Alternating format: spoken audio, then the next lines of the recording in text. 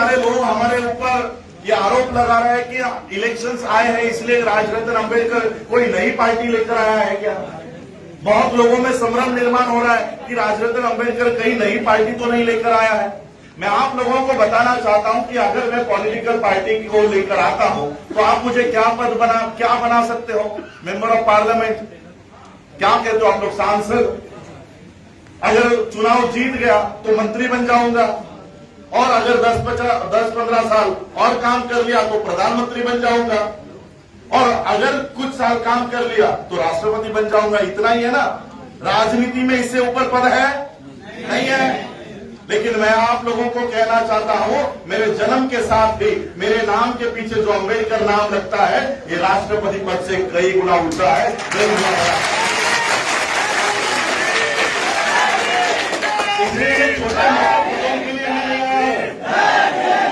ये आपके छोटे मोटे पद प्रधानमंत्री और राष्ट्रपति, आप कभी मेरे यूनाइटेड नेशन के कॉन्फ्रेंसेस में आई है? हमारे देश का राष्ट्रपति मेरे बाद उसका नंबर आता है, अंबेडकर नाम को पहला प्राधान्य दिया जाता है, उसके बाद राष्ट्रपति का नाम लिया जाता है। तो इतना बड़ा बाबा साहब का नाम मेरे पीछे है, इसलिए मैं ये छोटे मोटे पदों के लिए काम नहीं कर रहा हूं। मैं काम इसलिए कर रहा हूं कि 2500 सालों से हम सबसे ज्यादा संख्या में हम हैं। उत्तर प्रदेश में सबसे ज्यादा संख्या किसकी है? आप लोगों की है। लेकिन राज किसका है? आपकी। हम लोग इन जनरल कहते हैं कि हम लोग 85% है, कहते हैं ना 85% है। लेकिन 85% के ऊपर कितने परसेंट वाले लोग राज कर रहे हैं? अगर उसमें से बनिया हटा दिया जाए, बाकी के लोग क्षत्रिय राजपूत हटा दिए जाए, तो 3.5-4% वाले लोग आपके ऊपर 2500 सालों से राज करते आ रहे हैं। 2500 सालों से राज करते आ रहे हैं। 85% होने के बावजूद आप लोग उनके गुलाम बने हुए हो। क्यों बने हुए? अगर ये 85% एक हो गए तो ये 3.5% के लोग आपके ऊपर राज नहीं कर सकते। सत्ता परिवर्तन का काम जो लोग कर रहे हैं उन्हें करने दीजिए। हम सत्ता परिवर्तन का काम नहीं कर रहे, हम व्यवस्था परिवर्तन का काम कर रहे हैं।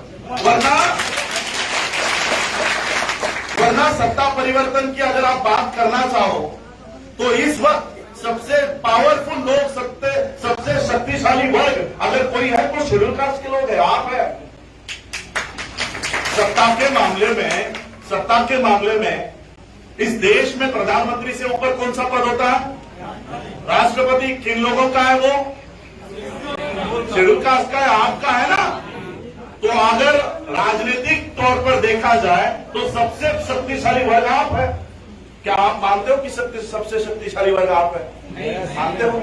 इस देश का राष्ट्रपति अनुसूचित जाति का होने के बावजूद क्या अनुसूचित जाति के लोगों पर होने वाले अन्य अत्याचार कम हुए? नहीं हुए। इसका मतलब है कि व्यवस्था परिवर्तन की लड़ाई हमको पहले लड़नी होगी। सत्ता परिवर्तन व्यवस्था परिवर्तन के बिना अगर होता है तो वो सत्ता परिवर्तन किसी काम का नहीं है। हम देख रहे हैं कि राष्ट्रपति हमारा है लेकिन व्यवस्था परिवर्तन नहीं हुआ, इसलिए उनका गुलाम बना बैठा। इसलिए हमारी लड़ाई बहुत बड़ी है। छोटे मोटे पार्टियों में हमारे जितने भी बहुजनों की हमारी पार्टी है, जितने भी हमारे बहुजनों के नेता है वो हमारे लिए प्रिय है, वो हमारा ही लोग है। जो काम वो कर रहे हैं वो उन्हें करने दीजिए। हम जो काम कर रहे हैं ये उससे कई गुना बड़ा, कई गुना बड़ा। पॉलिटिकल पार्टी के झंडे आपके स्टेट तक मर्यादित है कि नहीं? आपके स्टेट तक मर्यादित, देश तक मर्यादित। ये जो पीछे ये जो झंडे लगे ना, ये झंडे, मैं यूनाइटेड नेशन के कॉन्फ्रेंसेस में जाता हूं, 125-150 देशों के प्रतिनिधि वहां पर आते हैं। आपके झंडे आपके स्टेट तक मर्यादित है, लेकिन ये अंतर्राष्ट्रीय झंडा है। अंतर्राष्ट्रीय झंडा हम लोग को पता हुआ। देश विदेशों में सबसे अगर किसी स्थान दिया जाता है तो इस फ्लैग को दिया जाता है। और इसलिए हम ये आज व्यवस्था परिवर्तन की लड़ाई के लिए उतरे हैं। और मैं यहां पर, हमारी महिलाएं यहां पर बैठी हूं। इस व्यवस्था परिवर्तन में महिलाओं का साथ हमें ज्यादा चाहिए। अगर महिला हमसे जुड़ जाती है, महिला इस विचारधारा से जुड़ जाती है, तो इस व्यवस्था परिवर्तन की लड़ाई हम कई गुना ज्यादा आगे लेकर जा सकते हैं। और व्यवस्था परिवर्तन की जो हम बात कर रहे हैं, ये कोई कांग्रेस बीजेपी की लड़ाई नहीं चल रही है। कोई पॉलिटिकल पार्टियों की लड़ाई नहीं चल रही है, ये दो विचारधाराओं की लड़ाई इस देश में चल रही है। एक विचारधारा जो तथागत बुद्ध की है, एक विचारधारा जो गुरु रविदास जी की है, गुरु नानक जी की है, संत कबीर जी की है, डॉक्टर बाबा साहब अम्बेडकर जी की है, मान्यवर काशीराम जी की है। ये एक विचारधारा है कि जो समता के ऊपर आधारित है, जो इस देश में समानता चाहती है कि कोई ऊंच नहीं है, कोई नीच नहीं है, हम सब बराबर है। और एक विचारधारा सम्मुख पता है ना आपको, एक विचारधारा कि शूद्रों ने अगर पढ़ाई कर ली तो उनका धर्म भ्रष्ट हो जाता है। ये विचारधारा, ये दो ही विचारधारा इस देश में चल रही है, समता और असमानता। और आप लोग कौन से विचारधारा के लोग हो, समता की कि असमानता की? और इसलिए हम जितने भी लोग, जितने भी धर्म के लोग, जितने भी संगठन समता के विचारधारा पर है, उन सभी लोगों को एक करने के लिए आए हैं, उन सभी लोगों में मैत्री निर्माण करने के लिए आए हैं।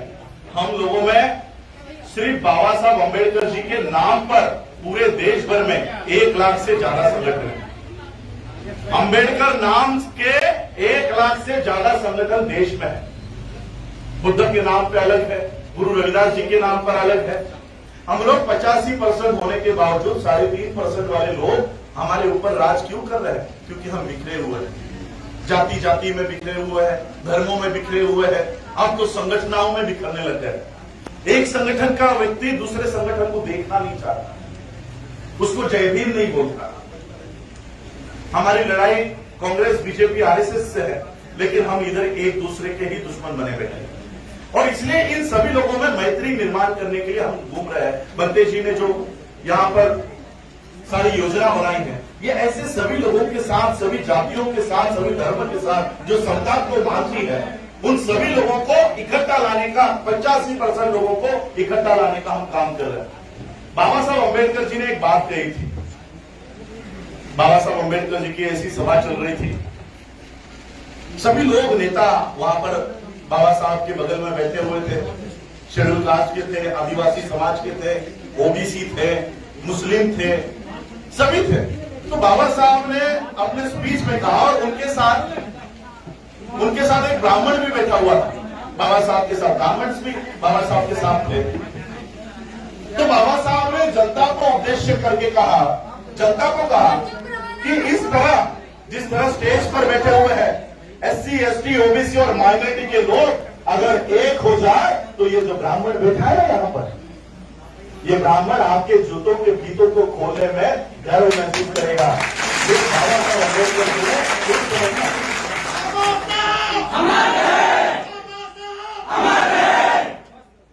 मैं आप लोगों को एक कहानी बताना चाहता हूं, खास करके महिलाओं को। आप बाबा साहब को मानते हो, तथागत बुद्ध को मानते हो, गुरु रविदास जी को मानते हो, कोई मान नहीं रहा है किसको किया जाए। ठीक है, सब लोग सुन रहे हैं, सब लोग सुनेंगे, सब लोग सुन रहे हैं, सब लोग शांत है। ठीक है, गर्मी है, मैं भी गर्मी में हूँ, कोर्ट में हूँ, गर्मी है, अव्यवस्था है। हम लोग पुराने राजा हुआ करते थे, जैसे बंते जी कहते हैं, हम लोग हाल ही में गुलाम हुए हैं, इसलिए हमारे पास उतने साधन संसाधन नहीं है। मोदी के पास साधन संसाधन है, लोग नहीं है। 100-200 रुपए लेकर बुलाते हैं, वो सुनते भी नहीं है, पूर्ण निकल जाते हैं। हमारे पास लोग है, साधन संसाधन नहीं है, और इसलिए थोड़ी दिक्कतें होंगी। और हम लोग बारिश की वजह से इनऑल काम कर रहे हैं, लॉकडाउन की वजह से इनऑल काम कर रहे हैं, काफी दुविधाएं हैं हम लोगों के सामने। मैं आप लोगों को एक कहानी बताना चाहता हूं, क्यों हम लोग 2500 सालों से 85% होने के बावजूद हम गुलाम क्यों बने रहे। एक ब्राह्मण पुजारी का इंटरव्यू लेने के लिए एक अंग्रेज पत्रकार आया, और उस अंग्रेज पत्रकार ने उस ब्राह्मण पुजारी से पूछा कि किसी भी देश में जो गुलाम होते हैं, वो गुलाम कभी ना कभी गुलामी के खिलाफ आवाज उठाते हैं, क्रांति करते हैं। आप भारत के लोगों को 2500 सालों से आपने गुलाम बनाए रखा है, भारत के लोगों को 2500 सालों से गुलाम बनाए रखा है, तो क्या भारत के लोग आपके खिलाफ आवाज नहीं उठाते? क्या वो लोग गुलामी के खिलाफ क्रांति नहीं करते? तो उस ब्राह्मण पुजारी ने कहा, कौन? ये भारत के लोग, ये इस देश के लोग हमारे खिलाफ आवाज उठाएंगे? ये लोग बच्चा तो खुद पैदा कर सकते हैं, लेकिन हम बताए बिना अपने बच्चों को नाम नहीं रख सकते। ऐसे लोग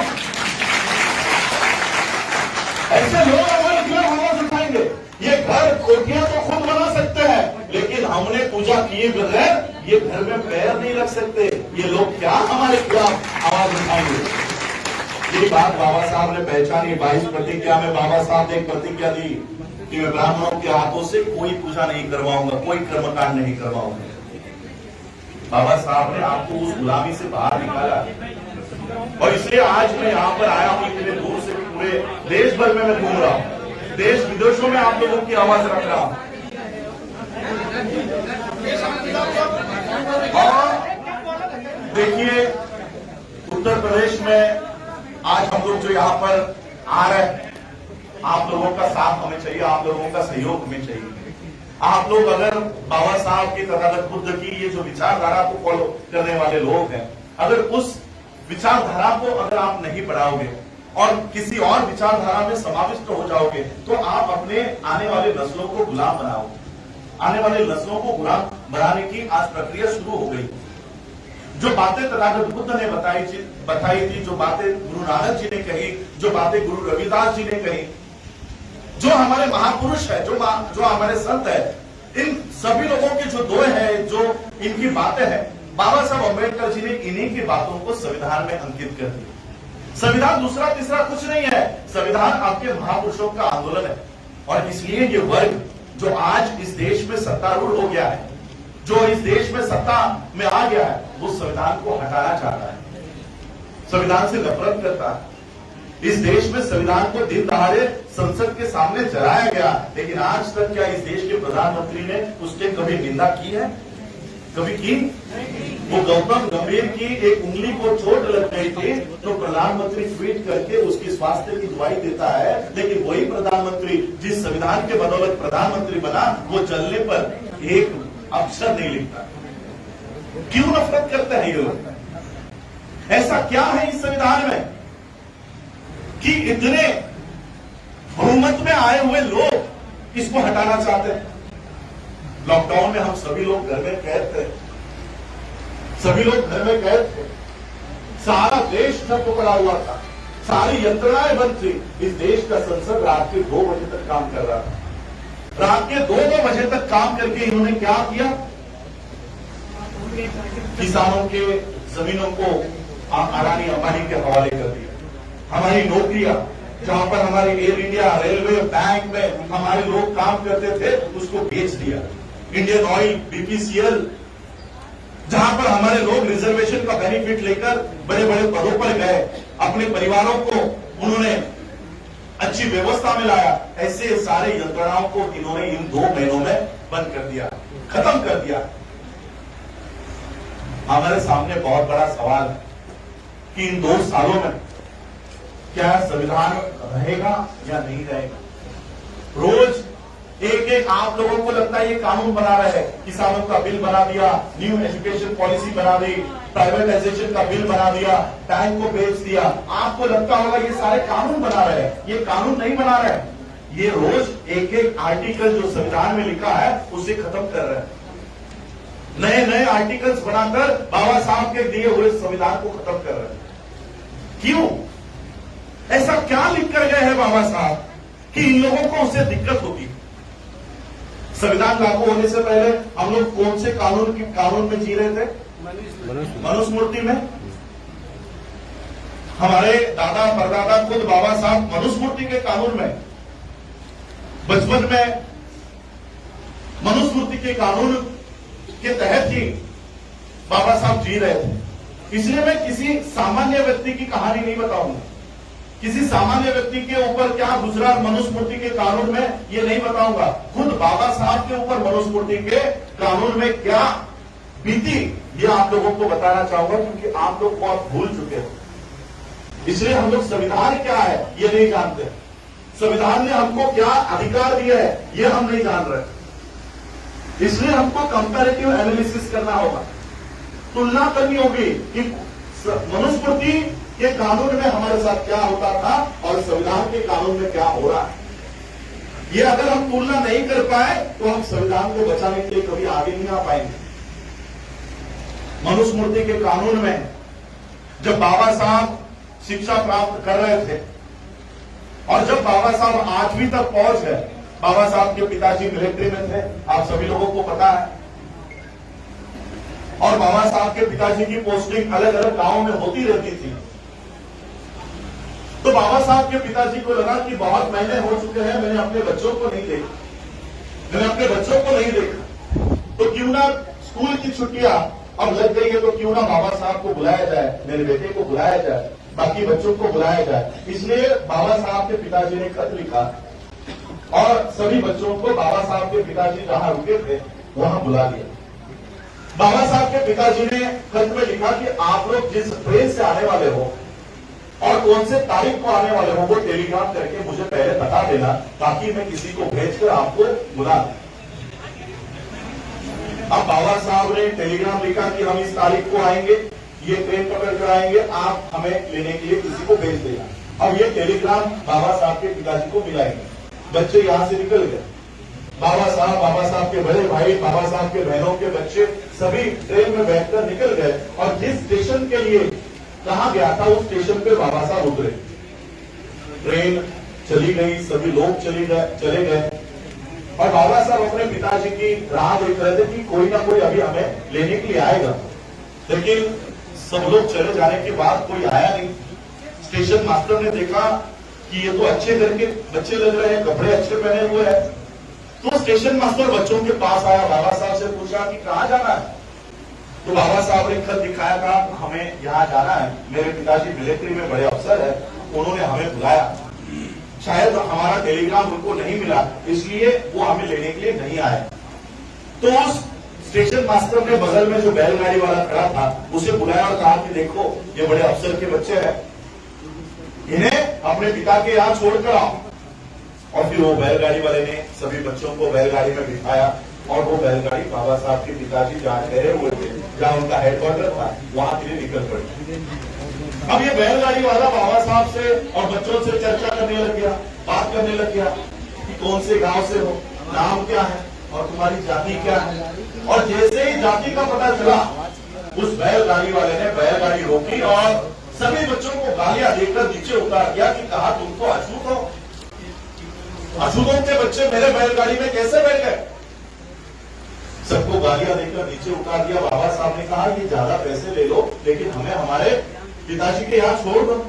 ज्यादा पैसे के लालच में बैलगाड़ी वाले ने कहा ठीक है, लेकिन तुम लोग अछूत हो, इसलिए मेरे बैलगाड़ी में नहीं बैठ सकते, मेरे बैलगाड़ी के पीछे पीछे चलते चलते आओ। अब बाबा साहब को अपने पिताजी के पास जाना था, तो सभी बच्चे बैलगाड़ी के पीछे पीछे चलते चलते शुरू हो गए। कई किलोमीटर बीतने के बाद बाबा साहब को प्यास लग गई। बाबा साहब ने कहा कि आपके पास जो पानी है वो मुझे दो, आपके पास जो पानी है वो मुझे दो। बैलगाड़ी वाले ने कहा तुम लोग अछूत हो, इससे मैं अपना पानी तुम्हें नहीं पिला सकता, आगे अगर कोई नदी आती है, कोई तालाब आता है, तो वहां पर मैं गाड़ी रोक लूंगा, तुम लोग पानी पीकर आ जाना। बहुत देर बीतने के बाद उस बैलगाड़ी वाले को कुछ पानी दिखा, उसने बैलगाड़ी रोकी, सभी बच्चों को कहा कि जाओ वहां पर पानी है, पानी पियो। सभी बच्चे दौड़ते हुए उस तालाब के पास गए और उन्होंने देखा ये तो सूखा कीचड़ है, इसमें तो पानी है ही नहीं। बाबा साहब को प्यास लगी थी, बच्चों को प्यास लगी थी।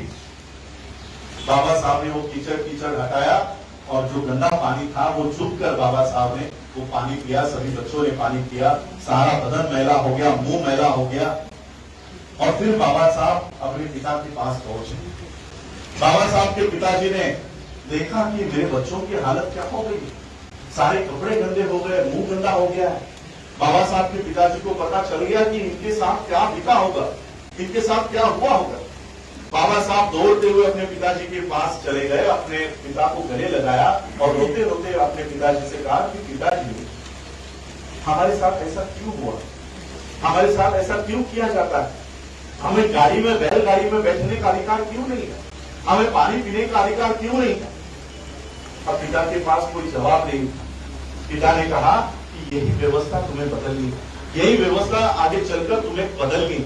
और उसी बच्चे ने इस देश का संविधान लिखा और ऐसी व्यवस्था कायम कर दी कि जो मनुस्मृति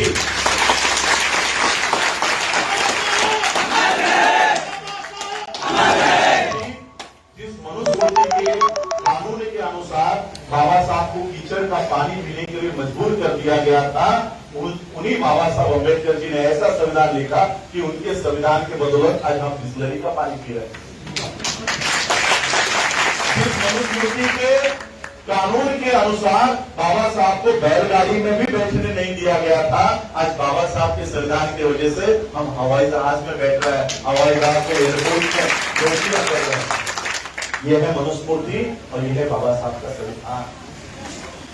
और इसलिए इस 2500 साल के मनुस्मृति को 70 साल के संविधान से तकलीफ हो रही है कि जो व्यवस्था हमने कायम की थी बाबा साहब ने वो पूरी व्यवस्था उलट दी। इसलिए ये जो लोग आज सत्ता में है वो संविधान से नफरत करते हैं और अपने मनुस्मृति को फिर से लागू करना चाहते हैं।